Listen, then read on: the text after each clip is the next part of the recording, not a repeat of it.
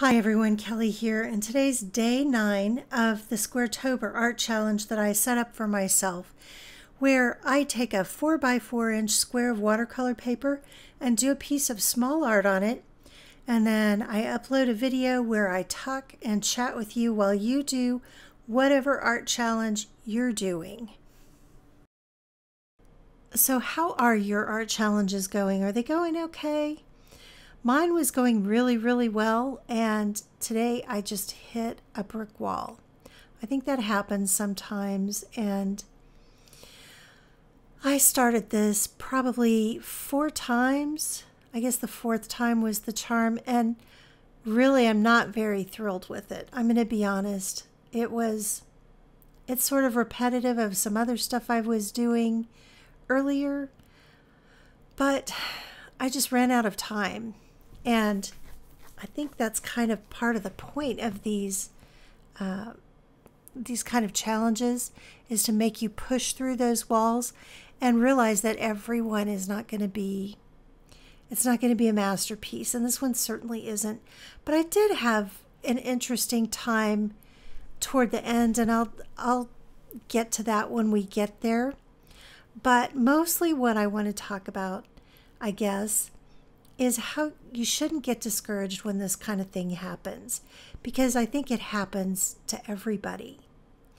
And I keep remembering what my drawing teacher told us this summer, and when I get stuck, I think of this.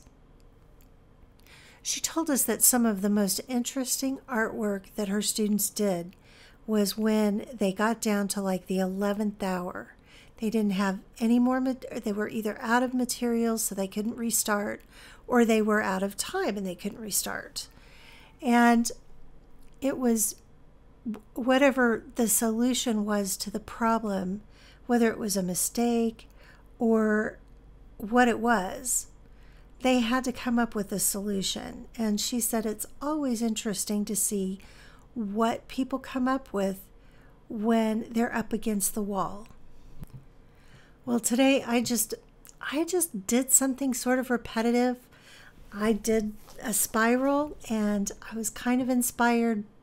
I wasn't inspired. I'll be honest. I was not inspired at all. But in the end, this kind of looks a little bit like those wind spinners.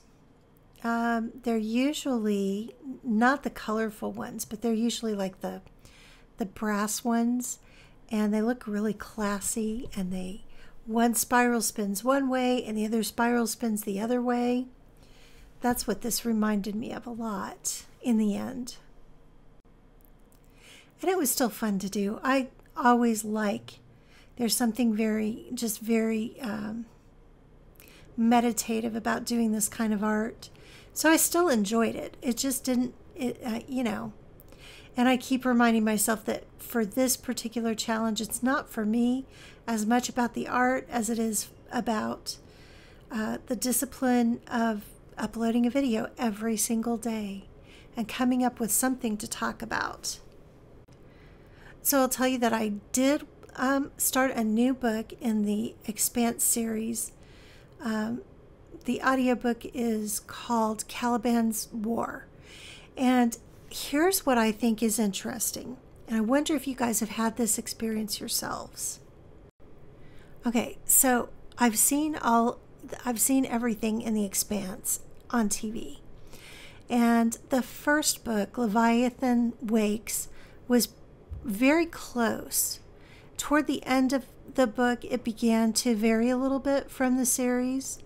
Of course, I should say the series varied from the book because the series was based on the book.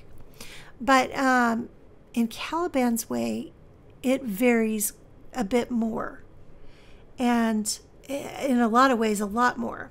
But what is interesting is I'm still kind of overlaying my memories of what the characters look like.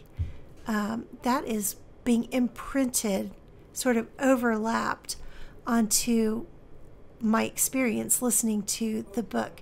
So even though it varies, it's like I'm seeing the actors act it out with the new plots. Do you know what I mean?